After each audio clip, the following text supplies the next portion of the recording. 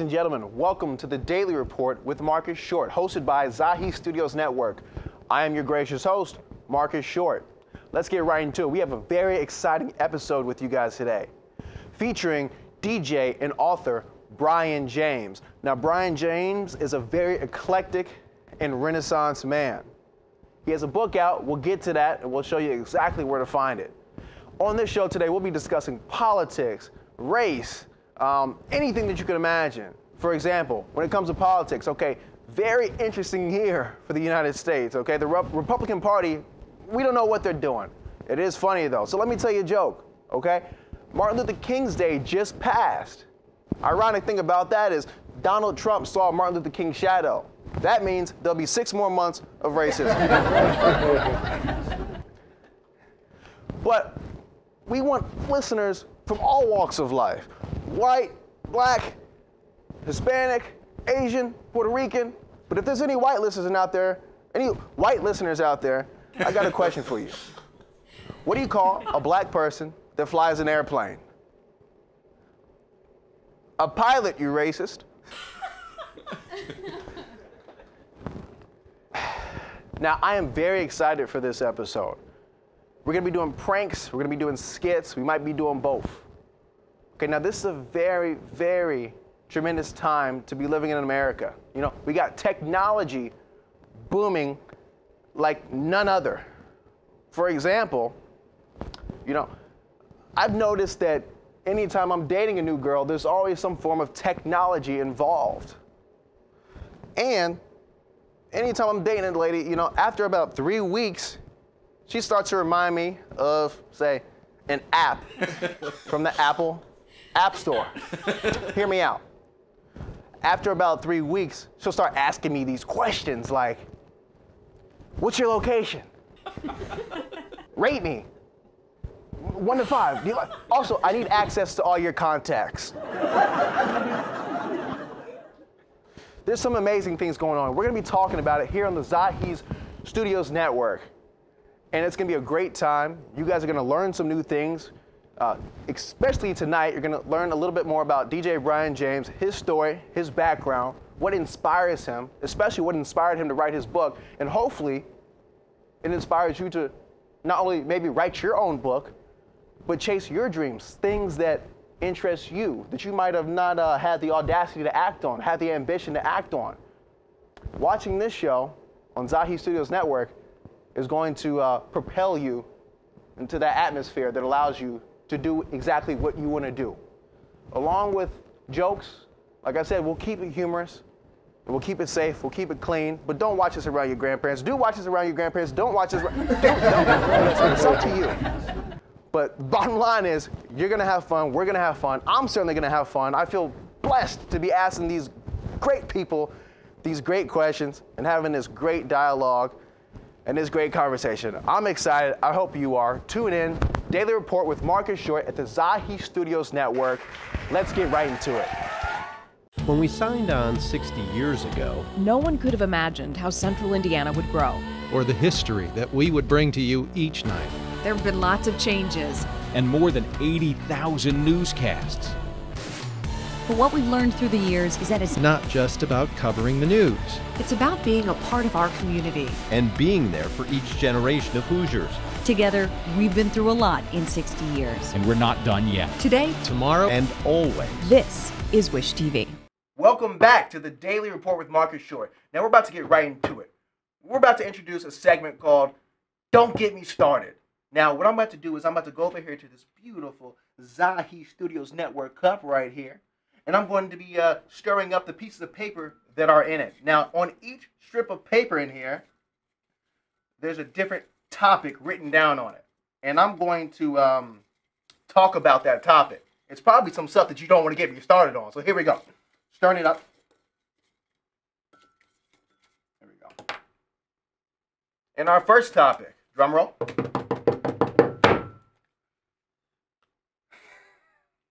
Uber. Now, interestingly enough, I had a very interesting experience with Uber on my way over here to the beautiful Zahi Studios Network. Now, when I ordered the Uber, the rating for this particular driver said 3.3. Strike one.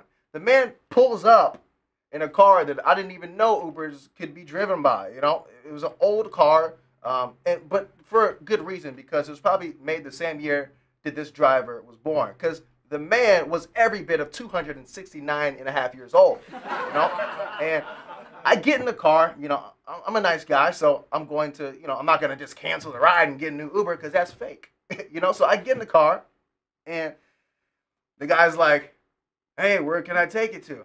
I tell him the address, and I was like, "Hey, man, I kind of got to get here by a certain time. Is that going to be okay? You don't mind driving a little fast, do you? Get a little dangerous, right? Get a little dangerous." He said, "We'll be okay." So I said, "Okay, sweet." Okay, I'm in the car. Strike 3 on my part. My first strike was his third.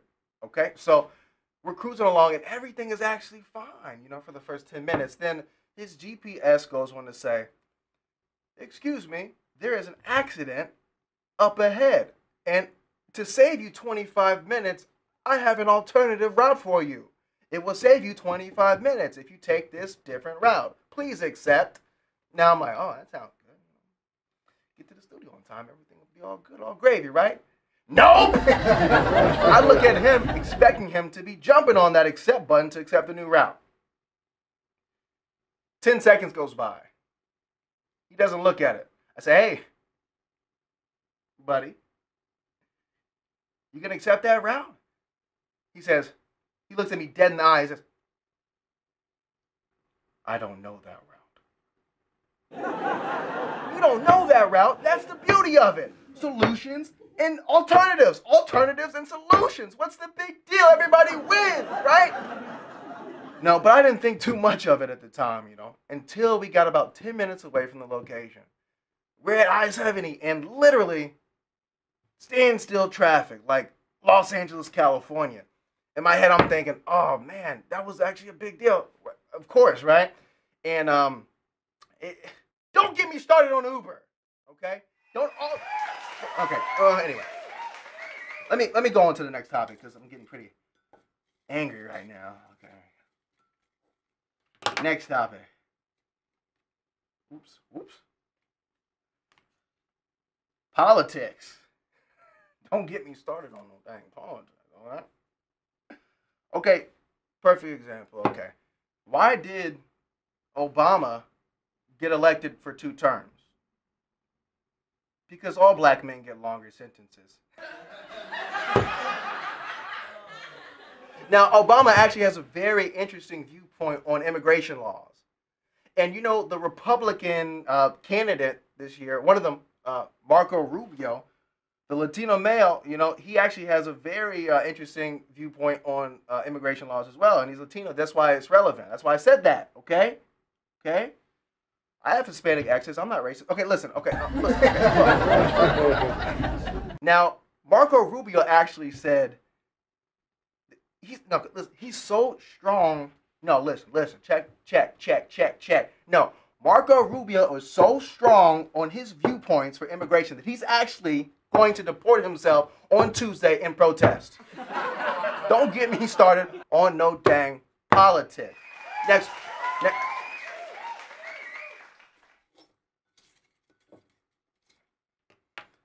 Last one, here we go. The NBA, National Basketball Association, I'll be darned. Don't get me started on the NBA. Now, LeBron James just went out in public and said that he's going to be paying for 1,100 tuitions. He's going to be putting 1,100 kids in college. Pretty admirable, right? Now, here's the catch. He said that he needs Kobe Bryant to take care of all his illegitimate kids, a part of that 1,100. So Kobe Bryant has to take care of 1,099 of that 1,100. Don't get me started on politics. Don't get me started on NBA. Both of them make me mad. But anyway, look. Next week, we're going to be doing the same exact thing, okay? We're going to be stirring, we're going to be shaking, we're going to be shaking and baking. Don't get me started on the stuff we're going to be talking about next week. What is Coca-Cola? Is it an excuse to get together? Since 1886, Coca-Cola has been passing on smiles from generation to generation. We've been giving kids scholarships, like the early birds and the all-nighters. And you get to enjoy what matters most. Coca-Cola. Drink up. Welcome back, ladies and gentlemen. Now, for our first guest, I have the pleasure of introducing to you author, on-air personality for Indianapolis' own Hot 96.3, and entertainer as well as director. Ladies and gentlemen, give it up for DJ Brian James. How you doing, sir? What's up, man? What's up, man? Can't call him, man. Hanging in there? Yes, sir. I am as well. Good. Not too bad, man. Like you about to run for president. Oh, man. Thank you, Tie man. on and everything. Somebody's got to compete with Trump. Somebody got to do something about that. Man, that's a tough job. Yeah. Man, this is a beautiful start to 2016 for you, man. Thank you, man. Appreciate it. Now, you actually just released a book, if I'm not mistaken, by the name of The Man Who Didn't Stop Running. Yep. I've read it. It is fantastic. Appreciate it, man. Thank you. Now, what gave you the initial inspiration to write this novel? Man, I might have said my parents, watching my parents' marriage over the years, and kind of wanting to spread that story of life. Right. You can be like my parents, basically. Absolutely. So, Yeah. so would you consider it in the genre of a romance novel? Yeah, romance novel, yeah. Absolutely. Now, we'll get back to the book. Now, For sure. now you do many other things. You are actually, for the Indianapolis Hot 96.3 station, you Yep. are the on-air personality. How'd you land that gig, man? That's a big station, man. How'd you land that? I don't know, to tell you the truth. I guess just knowing the right people. This is the company that I started with in 2000 something, 2009, 2008, yeah, one of those years. And I left for a year, and then they called me about opening in Indianapolis. So Wow. why not? I'll take it. Yeah. Now, DJ Russ Parr, I understand that you guys have a relationship as well, right? Yeah, that's one of my mentors. Really? Now, how'd you cross paths with that man? Well, the station that I started with in DC with the same company and all that, that's like where he does his show from. Right. So I did overnights in DC. So I'll be on the radio from midnight to 6, and he comes in at 6. Oh. So we see each other in passing. Then I started like helping run his show. Then I started like getting food and stuff for him. The whole nine. Absolutely. But it was dope because like we got to like exchange energy and we got to know each other, man. And now he's helping me get gigs and stuff. So that's my guy. Absolutely. Now, from doing some research, I understand that you interview some of hip hop's top moguls, such as J. Cole and Waka Flocka Flame. Now, is that associated with 96.3, or is that just something that you do on your own time, or? It's one of those things where your association will get you backstage, but what you do at that point is on you. You know what I'm saying? Absolutely. Granted, if you get interviews and stuff off of the merit of the radio station, then by theory and just off of having good morals and stuff like that, technically it's for the station. Right. But did I use it for myself? Hell yes. So to capitalize on situations like that, being backstage, being at the right place at the right time. Now, are you running with a camera crew, or like what's the situation? You sit down, or? Man, look, man. Hey, camera crew is expensive sometimes. So, I've done everything from passing the phone to somebody like, yo, grab, get this interview real quick, to actually having a camera crew out there. So, it's just part of the game, but part of the game, Now, interviewing J. Cole, that's one of my favorite rappers. How did, what's the most important thing that you learned from him? Did he tell you something that you didn't know about the game of Here's music? what's crazy. J. Cole is your favorite, right? That's my dude. Like, Wow. that's my favorite too, bro. Like, I didn't actually interview him. I just got a chance to. He came here to Clips, I think it was Clips Music or something like that. Clips, The Music Center. Yeah. Yes. And I didn't know what was going. The whole day felt like a dream. Like, I could we imagine. went backstage and was chilling with like the whole crew and stuff like that. And the whole time trying to act like I've been here before. But then at the end of the show, he called us back there like, yo, I just want to shake everybody's hand. Bro, I broke down, bro. I broke down so bad. Yeah. But I just told him, man, this album was amazing. You know what I mean? Yeah. He was just telling me, keep your head up and stuff like that. He said he could tell something was wrong with me. Like, I was thinking about something. And he's like, whatever it is, man, just keep your head up. So Absolutely, because in the world of entertainment, you know, creative people Right, are never usually drawn stops. to it. Yeah, and the mind never stops for a creative person. yeah, bro, it never stops. It's crazy, man. Yeah. Now, especially as a on-air personality, Yeah. there's a lot of stuff that you probably have to encounter throughout the day. Mm-hmm. I'd imagine, and I can confidently assume. What are some of your strategies for dealing with that type of environment? Yeah. I think as of recent, I've been sticking to a to-do list. Okay. That's literally the only thing that. It's just some stuff you can't deal with, some stuff you can't plan. Right. Because you're dealing with people. Absolutely. You know? But I always have a to-do list. You know what I'm gonna do from 8 a.m. to like 2 in the morning, and I'm good. And that's it. Absolutely. Go home, drink a beer, do it again. Yeah. yeah. Or 6, doesn't matter. Yeah. Now, okay, so I assume that you interviewed J. Cole just from seeing a picture. Yeah. But I do know for a fact that you interviewed Waka Flocka. Yes, that's my guy. Yeah, I love him. That's my guy. That's a very vibrant, exuberant character. Did he now before meeting him, did you have any pre-assumptions before you met him? And if so, what were they? I don't even remember where I met him. I feel like I was like 19 the first time I met him. But then he came back to D.C. right before I moved to Buffalo. So I was like 2014, January 2014, and we just lived it up. Like, Oh man, so you got to party with the man? Yeah, well, he had a show. His show's essentially not shows. Shows are parties where he's just rapping. Yeah. And we kicked it that whole night, man. Then he came to the radio station with me after the show. Then he came up to Buffalo a couple months later when I started my new show in Buffalo. Right. And he came up there and visited, did my show up there too. So now, so working in Buffalo versus working in Indianapolis, East Coast versus Midwest, would you say that there's any differences between the two radio markets that stick out?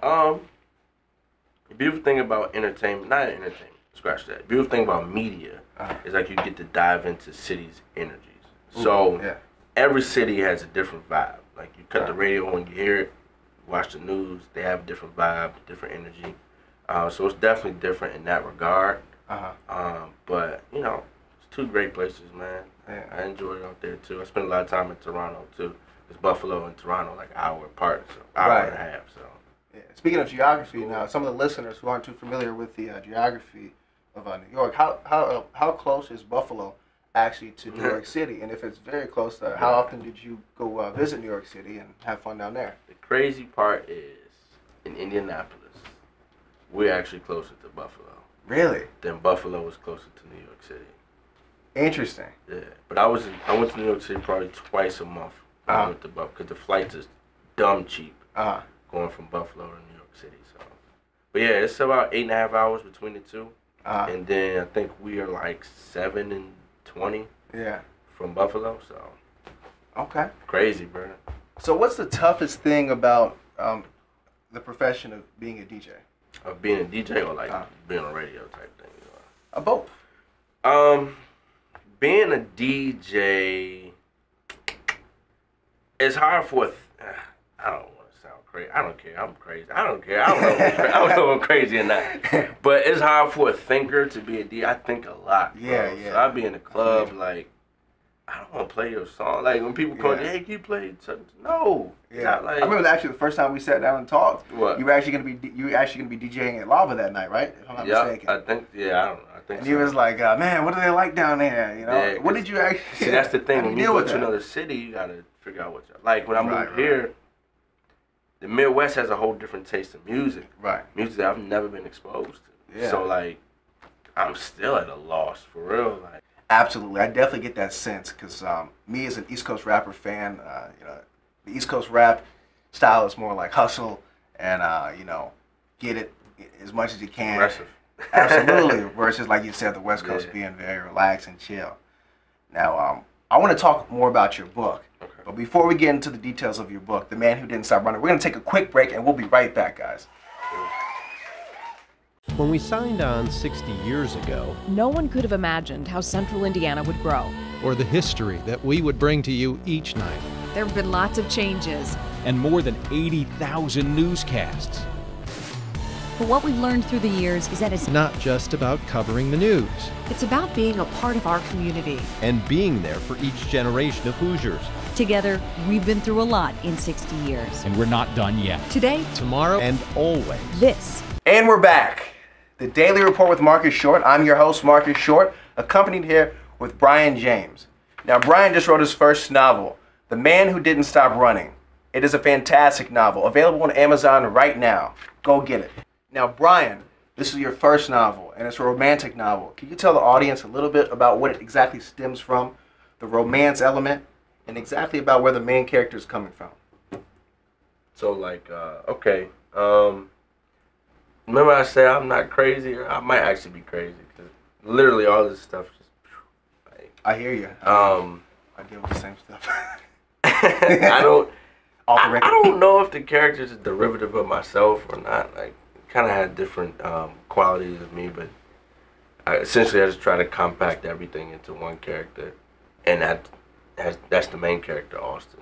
And it's just a story about he's recanting his love for his wife and how that love kind of saved him, and he's recanting those different intersections at which like that love saved him in his life. So, and it's written almost like a diary, like if he had a diary. Absolutely. And he's recording all of this stuff. So yeah. Interesting. Now, does this character in any way, shape, or form relate to you in a sense? It's like second person act. Yeah, Fair question. Kind of, sort of. Like I said, I guess it's kind of a derivative of myself. A lot of my bad qualities and a lot of like a few of my good qualities put in one. Right. And a lot of his struggles are the same struggles that I go through, like the mental battles and stuff like that. So yeah, I guess the main character is kind of like, yeah. Okay. Obviously, I didn't play college basketball, but you know. Right. No, so Brian, the female leading this character, is she any way kind of embody a previous relationship that you had? Anybody that supported you in such a way as did this character? You know what's crazy? I've never experienced. Well, I'm not gonna say that. I have had that before, but that was in high school. Nobody counts high school relationships, but she embodies more of what I would say is a not even the perfect girl or perfect relationship, but just something that would be ideal for me right now if that were true. You know what I mean? Absolutely.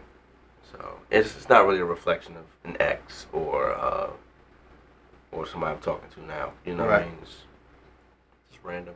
Okay. So I read the book, and there's many other aspects to it other than love, but I'm interested in your take on what do you believe the definition of true love actually is. I'm that corny guy who played basketball with Shakespeare and thinks that like you can't define it. It's literally a feeling, an energy. There's nothing you can do about it. It's just there. It's just matter. You know what I mean? Okay. Now, there's many aspects to your book, and listeners are just going to have to find out for themselves. Now, why don't you tell everybody where exactly we can find this book? On Amazon, just search The Man Who Didn't Stop Running. It's also available on Kindle too. And I'm working on trying to get it in different stores. But between Amazon, Kindle, those are the main outlets right now. Absolutely. Yeah, unless you catch me on the street or something. Okay, so on Amazon, The Man Who Didn't Stop Running by Brian James. Thank you. And also, you have a trailer series out, some visuals. Yeah, man. Yeah. And I've seen them. They're immaculate. Appreciate that. And you directed them as well, which is yeah. That's awesome. Now, I was gonna wrap it up, but are you open to the idea of turning it into a short film or possibly a movie? Flipping it to putting it on the screen would be nothing. Like, Yeah. But the trailers add a whole different aspect to it to me. Right. I'm trying to promote it like it's a movie. You know. Absolutely. So, yeah, but I would love to, man. I Absolutely. would love to. Ladies and gentlemen, you heard that first. You heard it here first at the Daily Report with Marcus Short. The Man Who Didn't Stop Running could potentially be a movie. A motion picture. Okay? Now you want to go get that movie, you want to go get that novel first so you can be one of the people that said, I read that book before it turned a movie, so you can be all snobby about it like people do, like, oh yeah, Hunger Games. You know what I'm saying? I read The Hunger Games before it became a movie. I read Harry Potter series before it became a movie. Be that person, because that person always looks cool in a cup of coffee scenario, okay? So go get that book. You can find it at Amazon.com, The Man Who Didn't Stop Running, written by your man here, Brian James. Now you can also find Brian James on Instagram and Facebook and Twitter as well. It's at LB, that's Instagram, at LBJCXVI. Same thing with Twitter. And then Facebook is just Brian James. And the website is LordBrianJames.com. Well, ladies and gentlemen, there you have it. The Daily Report with Marcus Short. Brian James, thank you very much for your time, man. Bro, man, I appreciate you, bro. It has been an honor and a pleasure. Anybody here, any listeners who are fans of 96.3, now you know the man behind the voice. Yep. And you're going to get to know him a lot more here in the future. It's been a pleasure, man. Thank you, man. Absolutely. Always a pleasure. Absolutely. Yep. The Daily Report with Marcus Short. Till next time.